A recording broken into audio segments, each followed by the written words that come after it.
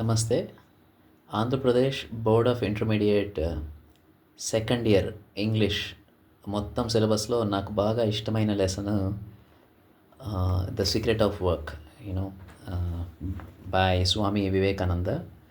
So, ఇక్కడ model పేపర్‌లో కూడా టెక్స్ట్ బుక్‌లో చివర్లో ఇచ్చిన మోడల్ పేపర్‌లో కూడా మనకు సెక్షన్ ఏలో ఫస్ట్ క్వెషన్ యానోటేషన్స్‌కి ఫస్ట్ యానోటేషన్ ఇదే ఇచ్చారు. Every work must necessarily be a mixture of good and evil, yet we are commanded to work incessantly. అంటే ప్రతి పని కూడా తప్పనిసరిగా మంచి చెడుల మిశ్రమం అయి ఉంటుంది. అయినా మనము ఇన్సెసెంట్లీ అంటే కంటిన్యూస్లీ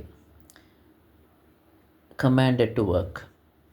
సో, అయినా కానీ మనము కంటిన్యూస్గా పని చేస్తూ ఉండాలి. అంటే కంటిన్యూస్గా అంటే పూర్తిగా ఆపకుండా అని కాదు. ఒక క్రమ పద్ధతిలో ఆపకుండా ప్రతిరోజు సింపుల్ మీనింగ్ ప్రతిరోజు అని తీసుకోవచ్చు మనం. ఇన్సిస్టెంట్లీకి ఎవ్రీడే, డైలీ అని తీసుకోవచ్చు. సో, డైలీ వర్క్ చేయాలి. We are commanded to work. మనము వర్క్ చేయడానికి కమాండ్ చేయబడి ఉన్నాము, ఇన్స్ట్రక్ట్ చేయబడి ఉన్నాము. Like Arjuna was instructed by Krishna at the time of the Bhagavad Gita, right? So, ఇక్కడ భగవద్గీత గురించి ఎందుకు ప్రస్తావిస్తున్నాను అంటే, ఈ lesson 'the secret of work' by Swami Vivekananda లో భగవద్గీతలో ఉన్న కాన్సెప్ట్స్ కూడా వివేకానందుల వారు చెప్పడం జరిగింది. కాబట్టి మనం ఇప్పుడు మోడల్ పేపర్లో మొత్తం 4 యానోటేషన్స్ ఉన్నాయి ఈ లెసన్లో, ఈ ప్రోజ్ లెసన్లో. ఓకే, మనం ఇప్పుడు చూసిన యానోటేషను ఇక్కడ మనకు మొత్తం 4 యానోటేషన్స్లో సెకండ్ యానోటేషన్. ఓకే, ఈ యానోటేషన్కి మనము ఇంట్రడక్షన్ అండ్ కాంటెక్స్ట్ రెండు కూడా ఫస్ట్ యానోటేషన్దే రాయొచ్చు, నో ప్రాబ్లం. అన్ని యానోటేషన్స్కి ఇంట్రడక్షన్ సేమ్ ఉంటుంది, కాంటెక్స్ట్ కొంచెం అటు ఇటుగా సేమ్ ఉంటుంది.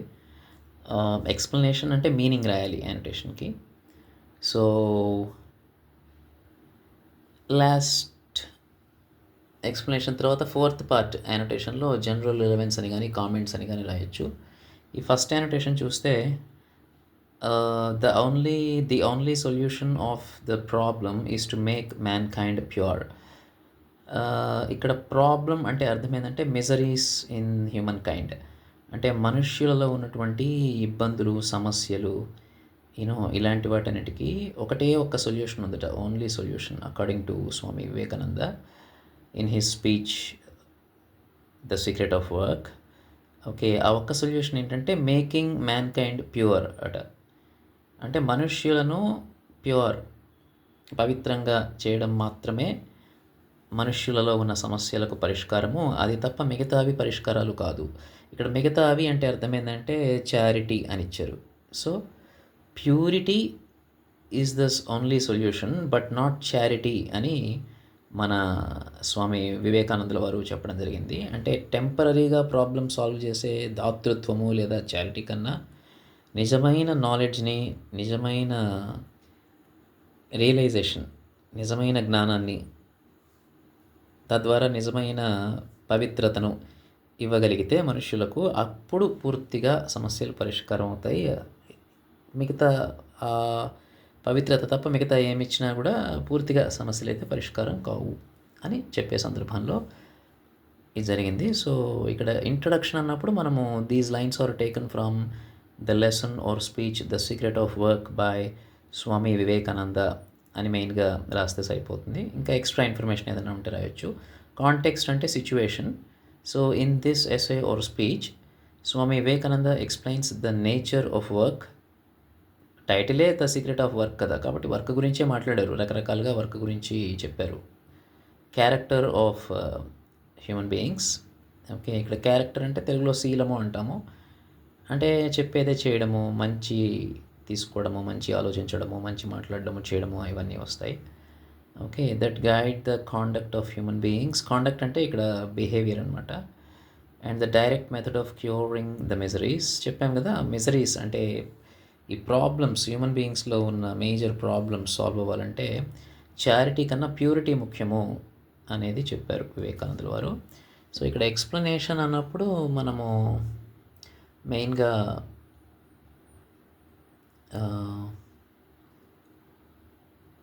మీనింగ్ ఆ ఇచ్చిన యానోటేషన్‌కి మీనింగ్ చెప్పుకుంటే సరిపోతుంది. కాబట్టి ఇక్కడ Vivekananda says that the miseries of the world can not be cured by physical help. ఇక్కడ ఫిజికల్ హెల్ప్ అంటే డైరెక్ట్‌గా దాన ధర్మాలు చేయడము ఇట్లాంటివన్నమాట. ఇట్లాంటివి మంచిదే, తప్పు కాకపోవచ్చు. ఉదాహరణకు అన్నదానము, ధనదానము ఇట్లాంటివి పూర్తిగా తప్పు కాకపోవచ్చు గానీ, వివేకానందుల వారు చెప్పిన దాని ప్రకారము ఈ చారిటీ కన్నా గానీ ప్యూరిటీ, మనుషుల్ని గనక ప్యూర్‌గా మార్చగలిగితే ఇంకా బెటర్ అని చెప్పారు. దేనికి? మిజరీస్, ప్రాబ్లమ్స్‌ని సాల్వ్ చేయడానికి.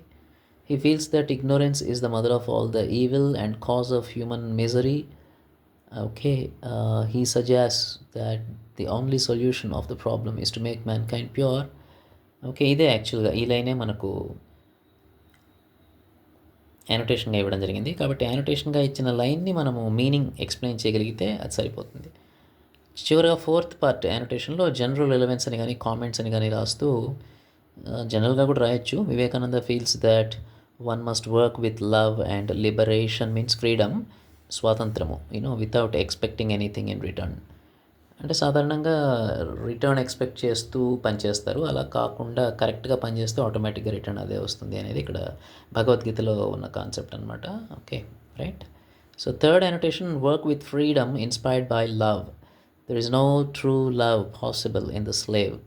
ఓకే. ఇక్కడ almost end of the lesson స్పీచ్‌లో వివేకానందుల వారు మనం పని చేస్తే ఒక యజమానిలాగా తెలుసుకుని జ్ఞానంతో పనిచేయాలి కానీ ఒక బానిసలాగా తెలిసి తెలియకుండా పని చేయకూడదు అనే సందర్భంలో ఈ మాటలు వాడారు. Annotation for the idea of mercy and selfless charity can be put into practice, that is by looking upon work as worship. So end of the lesson, end of the ఎస్సేలో వివేకానందుల వారు work as worship అంటే పనియే ప్రత్యక్ష దైవము అనే concept మళ్ళీ భగవద్గీతలోంచి తీసుకుంటూ ఈ లైన్ చెప్పడం జరిగింది. కాబట్టి ఈ లైన్కి కూడా మళ్ళీ ఫస్ట్ పార్ట్ ఇంట్రడక్షన్ అంటే lesson complete title the secret of work అని written by taken down by Swami Vivekananda అని రాస్తే సరిపోతుంది. ఓకే. రైట్. కాంటెక్స్ట్ అంటే సిచ్యువేషన్ లెసన్ చివర్లో, స్పీచ్ చివర్లో అని చెప్పుకోవచ్చు. వర్క్ యాజ్ వర్షిప్ అని చెప్తున్నప్పుడు రైట్. అలాగే మీనింగ్ అంటే ఇంకా మనకు పని ఏ ప్రత్యక్ష దైవం అన్నాం కాబట్టి take work seriously, take work like pure. Okay. Right. అట్లా last fourth part annotation comments రాసుకోవచ్చు. సో మీకు ఈ లెసన్కి సంబంధించి ఒక యానోటేషన్ 4 మార్క్స్, ఇంకొక క్వశ్చన్ 4 మార్క్స్, ఆ విధంగా 8 మార్క్స్ కవర్ అవుతాయి. Thank you.